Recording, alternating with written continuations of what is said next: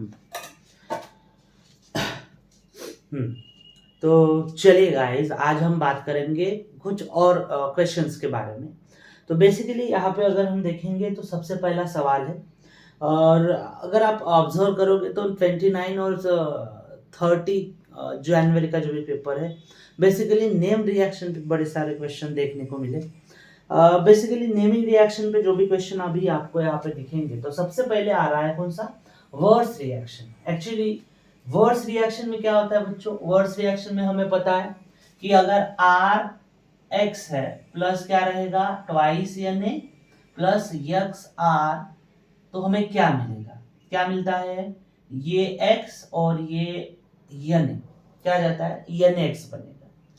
क्या बनेगा, यन एक्स। बचा क्या है, ये जो सर्कल है उसको हटा दो, दोनों को ज्वाइन कर दो, क्या बचा है आपको, r और r बचा है। मतलब वर्ड्स रिएक्शन का अगर आप ऑप्शन देखो तो कौन सा आएगा, ये आएगा, दिस वन। वर्ड्स रिएक्शन के बाद फिटिंग रिएक्शन देखेंगे बच्चों। फिटिंग रिएक्शन में क्या हो रहा है, सिमिलर कॉन्सेप्ट है, बिल्कुल सिमिलर कॉन्सेप्ट है, खाली आपको क्या रहेगा बच्चों, बेंजीन रिंग रहेगी। इसमें आर के जगह क्या रहेंगी, बेंजीन रिंग रहेगी। अब यहाँ पे अगर हम आर के जगह बेंजीन रिंग रखेंगे तो क्या होगा, ये NX बाहर चला जाएगा, बचेगा क्या, इसको हटा दो, दोनों को ज्वाइन कर दो, क्या बचेगा, ये जो भी है ये आएगा हमारा benzene ring attach to the benzene. ठीक है, मतलब जो भी हमारा फिटिंग रिएक्शन है वो क्या हो जाएगा, पी पे हो जाएगा। दिस इज सभी नेमिंग रिएक्शन है बच्चों। अभी इसमें क्या होता है, यहाँ पे वर्ड का हम आर आर देखा, फिटिंग का बेंजीन रिंग देखा। ठीक है, अभी हम क्या करेंगे, लाइक वर्ड्स और फिटिंग दोनों का मिक्सचर है। तो एक में क्या आता है बच्चों, एक में आता है हमारी बेंजीन रिंग और दूसरा क्या आता है, आर। तो ऑब्वियसली जो भी है हमारा क्या होगा, ये ऑप्शन है। और सैंडलर रिएक्शन मतलब क्या बचा, क्या है, क्लोरोबेंजीन।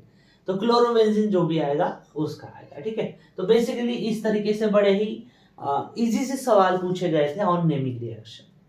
चलो बच्चों, उसके बाद अगर हम यहाँ पे नेक्स्ट देखें, नेक्स्ट जो भी है यहाँ पे पूछा गया है कि कंसिडर द रिएक्शन, जो भी है क्या है, 2 मिथाइल प्रोपिन। अब 2 मिथाइल प्रोपिन की अगर हम बात करेंगे तो यहाँ पे प्रोपिन बोला है मतलब क्या होगा, अल्कीन आएगा, और अल्कीन पे ही बोला गया है मिथाइल, तो यहाँ पे क्या आएगा बच्चों, CH3 आएगा, यहाँ पे भी CH3 आएगा और यहाँ पे आएगा CH2। ये किसका स्ट्रक्चर है, ये अगर ध्यान दो आप तो ये किसका स्ट्रक्चर है, ये है 2 मिथाइल प्रोपिन का। किसका है, 2 मिथाइल प्रोपिन। अब इनका सिंपल सा कहना है कि 2 मिथाइल प्रोपिन की रिएक्शन हम मान लीजिए क्या है वो, KMNO4, बट बेसिकली किसमें, कोल्ड में, कोल्ड KMNO4।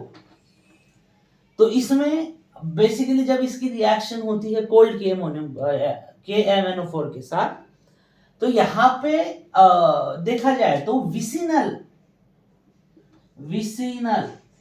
डायहैलाइड्स फॉर्म, एक विसिनल डायहैलाइड्स बोलते हैं, एक जेमिनल डायहैलाइड्स बोलते हैं। अब सॉरी, डायहैलाइड्स जैसे रहते हैं, फॉर एग्जांपल डायहैलाइड्स मतलब कार्बन कार्बन, यहाँ पे X रहेगा, यहाँ पे X रहेगा, इसको क्या बोलते हैं, विसिनल डायहैलाइड्स। सेम X के जगह KMNO4 यूज करके यहाँ पे क्या आएंगे, OH आएगा। ठीक है, इसको बोलेंगे हम विसिनल डायऑल बोलेंगे। तो बेसिकली इसी तरीके से यहाँ पे अगर आप डबल बॉन्ड देखते हो, जैसे H2C, तो यहाँ पे आएगा एक OH। डबल बॉन्ड का कन्वर्जन किस में होगा बच्चों, सिंगल बॉन्ड में। और सिंगल बॉन्ड होने के बाद यहाँ पे CH3 है और यहाँ पे CH3 है और यहाँ पे क्या है बच्चों, OH। तो ये हो गया आपका ऑप्शन नंबर ए। बड़ा ही इजी सा सवाल था। उसके बाद अगर हम बात करेंगे, कोल्ड KMNO4 हो गया। कोल्ड KMNO4 होने के बाद अभी हम बात करेंगे इसमें आपका हॉट जो भी है वो रहेगा आपका क्या, हॉट KMNO4। अब हॉट KMNO4 आपको क्या करेगा, बेसिकली अच्छे से ध्यान दो, 4 ऑक्सीजन जो भी है, अगर इसको मैं मिटाता हूं, 4 ऑक्सीजन जो भी है आपको यहाँ पे देखो क्या हो रहा है, 3 हिस्सों में ब्रेक डाउन होगा। मान लीजिए यहाँ पे एक ऑक्सीजन, यहाँ पे 2 और यहाँ पे एक ऑक्सीजन, मैं यहां से ब्रेक कर रहा हूं, क्या दिख रहा है देखो, राइट हैंड साइड देखो, CH3 और C और क्या आएगा O, डायरेक्ट। तो यहाँ पे सबसे पहला आएगा CH3, then C, then CH3 और डबल बॉन्ड, ये एक पार्ट हो गया। दूसरा इसमें क्या होता है, ये फिर से इसमें ब्रेक डाउन होता है इस तरीके से। बीच का पोर्शन क्या दिख रहा है आपको, कार्बन है और 2 ऑक्सीजन है, तो यहाँ पे क्या आएगा बच्चों, यहाँ पे आएगा CO2। उसके बाद फिर से लेफ्ट हैंड साइड अगर हम देखेंगे तो फिर से क्या दिख रहा है, H2O, तो यहाँ पे क्या बनेगा, H2O। तो बेसिकली ऐसे जो भी है ब्रेकडाउन होगा, हॉट KMnO4 अगर आता है तो आपको एसीटोन मिलेगा, CO2 मिलेगा और H2O मिलेगा। तो इस तरीके से जो भी है आपकी यहाँ पे रिएक्शन देखने को मिलेगी। सो बहुत ही इजी सी रिएक्शन है, बट इंपॉर्टेंट टॉपिक है कि कोल्ड KMnO4 और हॉट KMnO4 के साथ क्या होता है। चलिए बच्चों, अभी नेक्स्ट देखते हैं, यहाँ पे फिर से नेमिंग रिएक्शन है बच्चों। अब नेमिंग रिएक्शन में अगर हम देखेंगे तो जैसे लास्ट वीडियो मैंने यहाँ पे आपको एक रिएक्शन बताई थी, दैट इज क्लेमेंसन एक थी और हॉफमैन डिग्रेडेशन ब्रोमिनेशन था। अब रायमंड टाइमन में हमें पता है, रायमंड टाइमन में अगर हम देखेंगे तो क्या होता है बच्चों, क्लोरोफॉर्म यूज होता है। तो क्लोरोफॉर्म यहाँ पे कौन सा दिख रहा है, ये ऑप्शन सी, क्लोरोफॉर्म, CHCl3। उसके बाद अगर हम यहाँ पे देखेंगे तो क्या होता है, कनिज़रो, हॉफमैन डिग्रेडेशन, क्लेमेंसन में क्या होता है बच्चों, क्लेमेंसन में आपका आएगा जिंक एमलगम, ठीक है। उसके बाद कनिज़रो बचा है, हॉफमैन डिग्रेडेशन में हमने क्या देखा, ब्रोमीन NaOH, और बाकी जो भी बचा है कॉन्सेंट्रेटेड KOH जो भी है वो किस में रहेगा, कनिज़रो। तो बेसिकली बच्चों नेमिंग रिएक्शन पे सवाल आए थे इस शिफ्ट में, तो बड़ा ही इजी सा सवाल था। उसके बाद which of the following compound act as in inhibitor of cancer growth.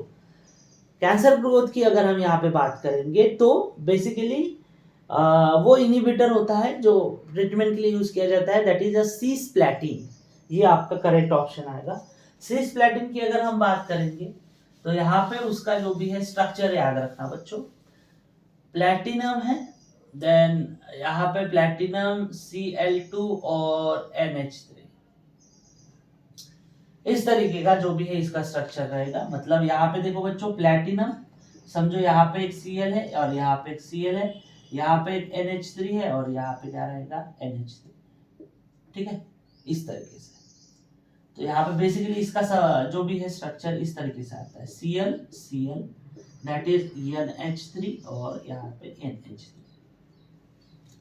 इसमें और एक चीज याद रखना बेटा, यहाँ पे सीस अगर आता है तो वो यूज होता है।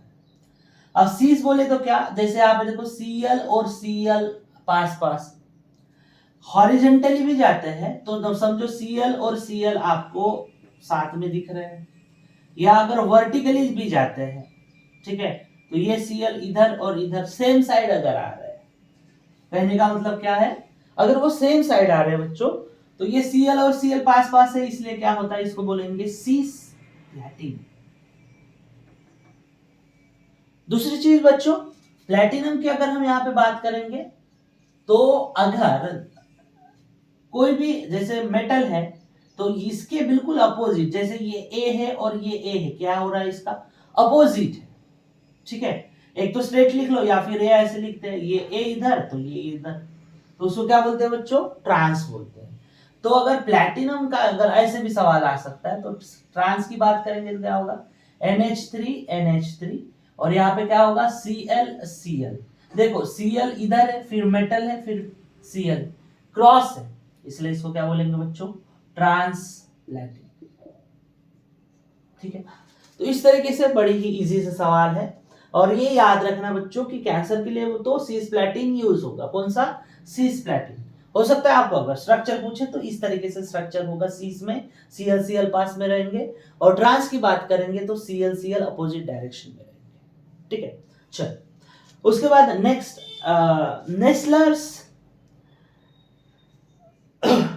नेस्लर्स रिएजेंट पूछा गया है। तो नेस्लर्स रिएजेंट अगर हम देखेंगे तो बेसिकली क्या होता है नेस्लर रिएजेंट?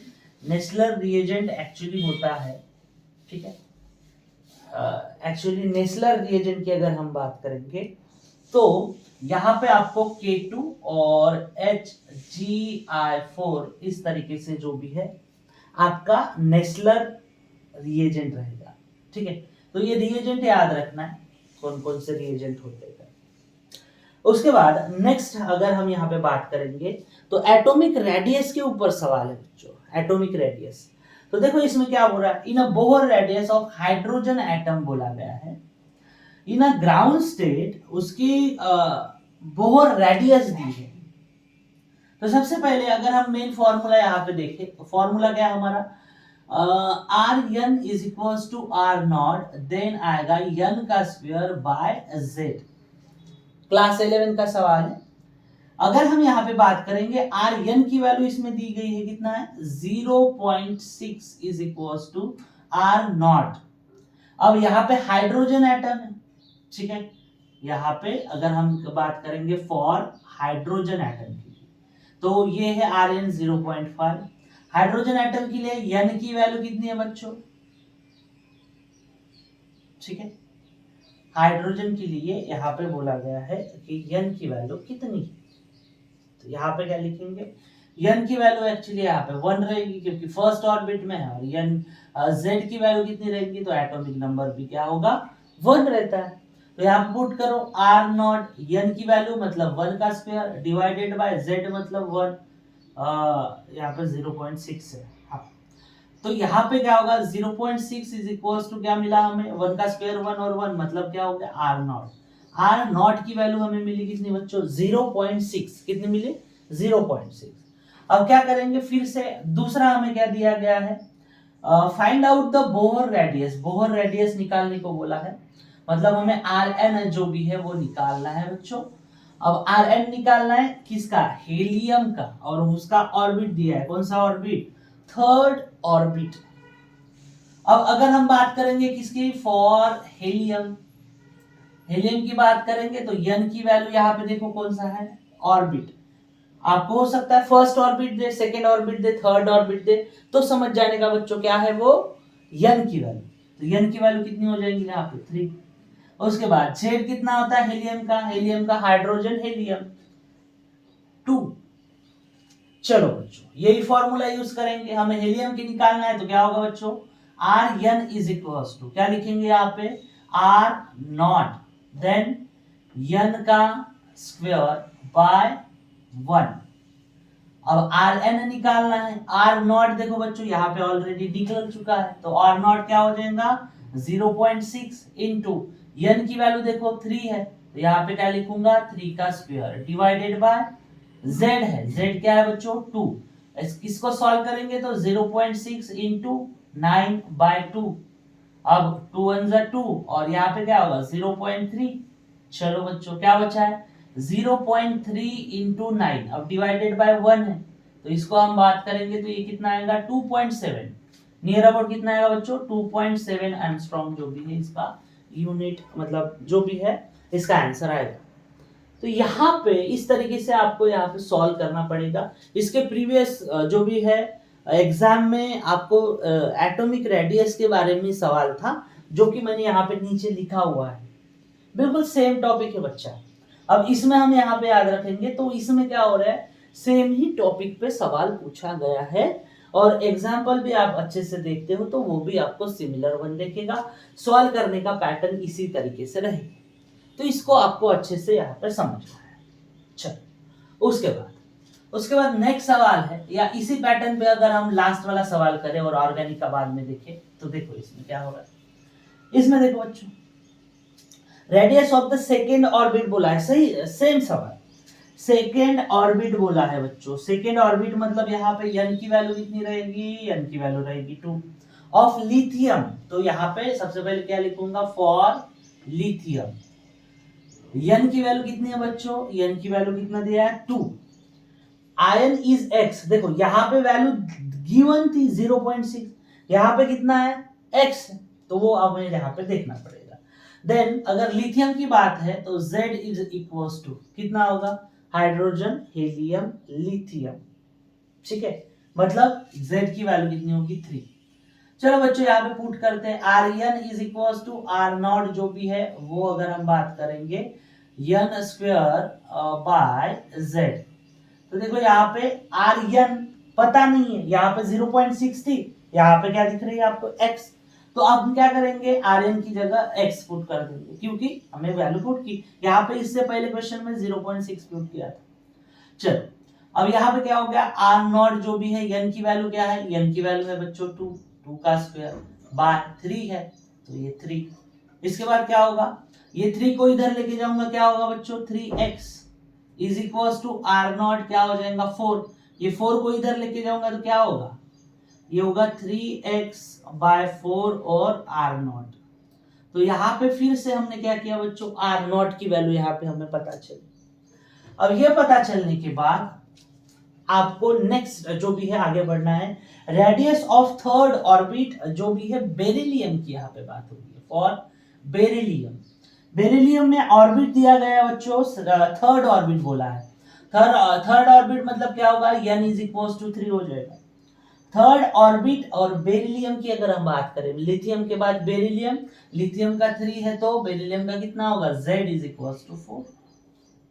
चलो बच्चों अभी फिर से ये फॉर्मूला यूज करो Rn is equal to R0 n का स्क्वायर बाय Z। Rn की वैल्यू अगर हम यहाँ पे देखते हैं तो वो हमें निकालना है। सो Rn R0 की वैल्यू देखो बच्चों यहाँ पे क्या है, जैसे हमने लास्ट टाइम भी सेम पैटर्न फॉलो करना है। तो Rn की वैल्यू क्या है बच्चों 3x बाय 4। n की वैल्यू देखो n का स्क्वायर है तो n की वैल्यू कितनी है 3। तो मैं क्या करूंगा 3 स्क्वायर बाय z है, z की वैल्यू कितनी है बच्चों 4। तो यहाँ पे क्या हो जाएगा इंटू 4। चलो बच्चों क्या होगा 3x इंटू 9, 3 का स्क्वायर, ठीक है।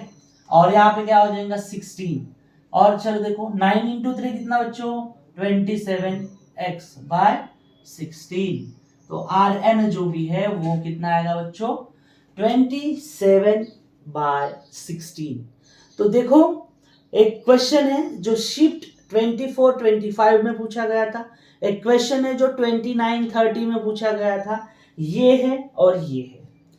टॉपिक सेम है बच्चों, टॉपिक अगर आप देखते हो तो टॉपिक सेम है, बस आपको थोड़ा सा इसमें क्या करना पड़ेगा, ये जो क्वेश्चन है ये सच में करके जाना पड़ेगा, हो सकता है आगे आने वाले एग्जाम में आए। चलो उसके बाद नेक्स्ट है लास्ट सवाल। यहाँ पे अगर हम बात करेंगे बच्चों तो क्या होगा, यहाँ पे देखो नेक्स्ट ऑर्गेनिक का सवाल है। इसमें पूछा गया है कि मेजर प्रोडक्ट क्या होगा आपके पास इस तरीके से अगर रिएजेंट रहता है या मान लीजिए कंपाउंड रहता है। तो ये हम बात करेंगे तो क्या है गैब्रिएली थैलामाइड रिएक्शन, फिर से अमाइन का सवाल है बच्चों, आपको और एक चैप्टर में मिल जाएगा सिमिलर वन, बट ये अमाइन का है। चलो देखो इसमें अगर हम देखेंगे तो क्या दिख रहे हैं हमें रिएजेंट, ये वाला सवाल कर रहे हैं बच्चों। देखो गैब्रिएली थैलामाइड रिएक्शन की बात है, सबसे पहले क्या दिख रहा है आपको यहाँ पे KOH, तो KOH की रिएक्शन होगी। चलो ध्यान दो यहाँ पे अगर हम बात करेंगे तो यहाँ पे क्या होगा बच्चों, ये H और ये OH क्या बनाएगा, ये बनाएगा H2O। बचा क्या है पोटेशियम, क्या होगा चलो देखो यहाँ पे बेंजीन रिंग है, यहाँ पे बेंजीन रिंग है, और यहाँ पे क्या होगा C double bond O, C double bond O, और N जैसे का वैसा, N की जगह क्या आएगा, यहाँ पे हाइड्रोजन की जगह पोटेशियम आएगा, ठीक है। चलो उसके बाद नेक्स्ट क्या करते हैं बच्चों, इधर नेक्स्ट जो भी है अगर आपको यहाँ पे नेक्स्ट रिएजेंट क्या दिख रहा है CH3 CH2 Br, तो यहाँ पे लिखूंगा CH3 CH2 और यहाँ पे Br। अब देखो बच्चों यहाँ पे क्या हो रहा है, Br के ऊपर निगेटिव चार्ज रहता है इतना हमें पता है, और पोटेशियम के ऊपर पॉजिटिव चार्ज रहता है इतना भी पता है। क्या होगा बच्चों ये K और ये Br क्या होगा कबीरा बाहर जाएगा। अब कबीरा अगर बाहर जाएगा तो यहाँ पे बचेगा क्या, देखो C double बॉन्डो then C double बॉन्डो और N, बाकी का बचा है CH3 CH2, तो यहाँ पे क्या आएगा CH2 और CH3। इस तरीके से रिएक्शन होगी। दो रिएजेंट हो गए, अभी बचा क्या है लास्ट बच्चों NaOH। क्या बचा है, NaOH। अब यहाँ पे बेसिकली बात करोगे तो ट्वाइस अमाउंट में NaOH यहाँ पे रहना चाहिए। जब ये NaOH के साथ रिएक्शन होती है तो यहाँ पे ये जो है बच्चा, ये बॉन्ड ब्रेक होता है और हमें प्राइमरी अमाइन मिलता है। तो सबसे पहले देखो NaOH है, तो यहां से देखते हैं हम क्या हो रहा है। मान लीजिए यहाँ पे क्या हो रहा है, NaOH है, तो यहाँ पे NaOH। अब इसको अगर अच्छे से लिखूं तो क्या होगा, NaO और H, और यहाँ पे क्या है, NaO और यहाँ पे H। ठीक है, तो बेसिकली ये ब्रेक होगा तो क्या दिख रहा है आपको, देखो एक H नाइट्रोजन की तरफ जा रहा है, इसका भी H नाइट्रोजन की तरफ, और लेफ्ट हैंड साइड क्या है, NaO और NaO। मतलब बनेगा कैसे बच्चों, देखो बेंजीन रिंग है, डबल बॉन्ड है, ठीक है, और यहाँ पे क्या दिख रहा है आपको, देखो इसके बाद क्या आ रहा है, ONA, तो क्या लिखोगे आप, ONA। इधर भी क्या आ रहा है, ONA, और फिर उसके बाद ये पहला हो गया, फिर प्लस और क्या मिल रहा है, देखो CH3 CH2 NH2, मतलब CH3 CH2 और NaOH का एक हाइड्रोजन, ये और ये दो, तो नाइट्रोजन के साथ कितने हाइड्रोजन बच्चों, इसका एक और इसका दो, तो क्या होगा NH2। तो इस तरीके से आपको ये प्राइमरी अमाइन पूछा जाएगा, मतलब ये प्राइमरी अमाइन मिला और ये हमारे कॉम्प्लेक्स मिला। तो बेसिकली इनका यही सवाल था कि इसमें आपको A और B क्या फॉर्म होता है ये पता करना। तो प्राइमरी अमाइन पक्का फॉर्म होता है, बाकी जो भी है आप इस रिएक्शन के जरिए समझ सकते हो कि किस तरीके से प्रोडक्ट आएगा। ठीक है, तो चलिए गाइस आज के लिए इतना ही। तो बेसिक यही आज का टॉपिक या आपकी टिप आज की यही है, नेमिंग रिएक्शन अच्छे से करके जाइए। एटॉमिक रेडियस पे सवाल आता है, और कोऑर्डिनेशन कंपाउंड में अगर सिस प्लेटिन पे आता है तो सिस प्लेटिन का स्ट्रक्चर किस तरीके से होता है वो आपको यहाँ पे याद रखना है। और बहुत ही इजी सवाल आए थे, हाँ कुछ सवाल ठीक है हार्ड लेवल के थे, बट कुछ सवाल जो भी है बेसिकली देख सकते हो आप कितने ईजी थे। तो बच्चों आज के लिए इतना ही, बाकी जो भी है नेक्स्ट वीडियो में देखेंगे।